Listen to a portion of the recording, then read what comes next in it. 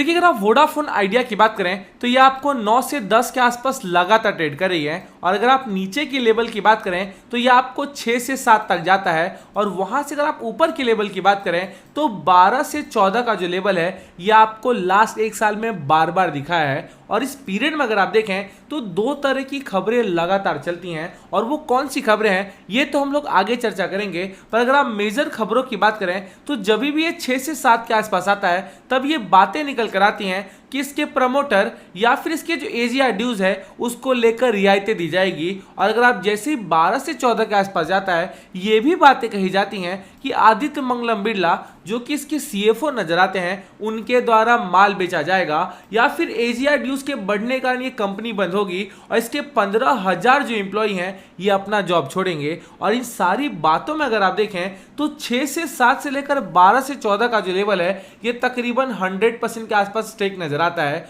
और ये अगर आप देखें तो केवल एफआईएस और डीआईएस कमा रहे हैं, और बाजार में जितने भी आपको रिटेल सेक्शन नजर आते हैं जो कि 10,000, 20,000 या फिर 50,000 लेकर बैठे हैं वही बाजार में पैनिक करते हुए दिखाई पड़ रहे हैं। और उस पीरियड में अगर आप देखें तो आप म्यूचुअल फंड की कंपनियां ले लें, एफआईएस की बात कर लें, डीआईएस की बात कर लें, आदित्य मंगलम बिरला की बात कर लें, गवर्नमेंट की बात कर लें, सबके जो स्टेक हैं ये केवल आपको बढ़ते नजर आएंगे। और सबसे ज्यादा जो माल खींचा जा रहा है ये केवल आपको रिटेल सेक्शन नजर आएगा। और इस पीरियड में अगर आप देखें तो जो भी बातें चल रही हैं उस पर अगर आपने सही तरीके से गौर नहीं किया तो मुझे ऐसा लगता है कि वोडाफोन आइडिया तो रहेगा, पर जितना भी स्टेक आपका रहना चाहिए उसमें आधे से ज्यादा कहीं ना कहीं जाने वाला है। और ये बातें मैं क्यों कह, तो जैसे कि मैंने आपको इंट्रोडक्शन में बताया, आदित्य मंगलम बिरला आपको एक ऐसे आधार नजर आते हैं जिसके अकॉर्डिंग अगर आप देखें तो वोडाफोन आइडिया आपको आगे मूव होती हुई नजर आएंगी। और उस पीरियड में अगर आप देखें तो जिस तरह की तेजी आपको आज और कल के दिन नजर आई है इसके पीछे के जो कारण है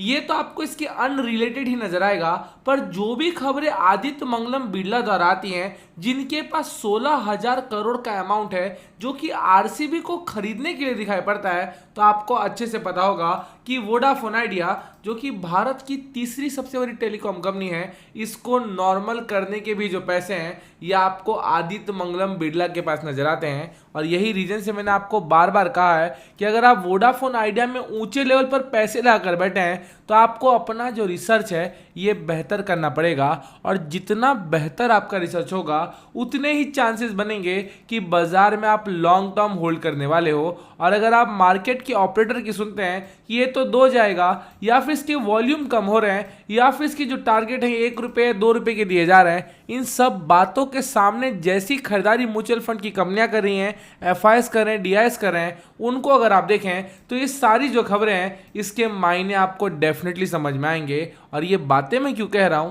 तो जैसे कि मैंने आपको एनएससी के ऊपर वॉल्यूम दिखाया उसका असर अगर आप देखें तो ये फरवरी महीने में जितनी भी खरीदारी वोडाफोन आइडिया में हुई है ये सारी आपके सामने आ गई हैं। और यहाँ पे अगर आप ध्यान दें तो बाजार के बड़े बड़े जो बैंक्स हैं उसमें कोटक की बात कर लें, आईसीआईसीआई की बात कर लें, इन्वेस्को की बात कर लें, या फिर आप एसबीआई बैंक की बात कर लें, सबकी जो खरीदारी है आपको काला चिट्ठा यहाँ पर नजर आ रहा है। और यही वो लोग हैं जो कि बाजार में ये लगातार खरीदते जा रहे हैं। और साथ में रिटेल जो सेक्शन है जिनको 10,000 15,000 ही लगाने हैं वो आपको पैनिक में नजर आते हैं। और यही जो चीजें हैं आपको क्लियर करने की बार बार कोशिश करता हूं कि अगर आपने सही तरीके से इसको सारी तरीके से समझ लिया कि मुझे एक्चुअल में क्या करना है और कितने पीरियड तक होल्ड करना है, तभी चांसेस बनते हैं कि वोडाफोन आइडिया से जो स्टॉक है जिसमें बड़े वॉल्यूम में ट्रेडिंग होती हैं उसके भी बढ़ने के चांसेस आएंगे। और इसके लिए मैंने बार बार कहा है कि आपको अपना जो रिसर्च है यह हमेशा बेहतर रखना पड़ेगा। और जितना बेहतर रिसर्च होगा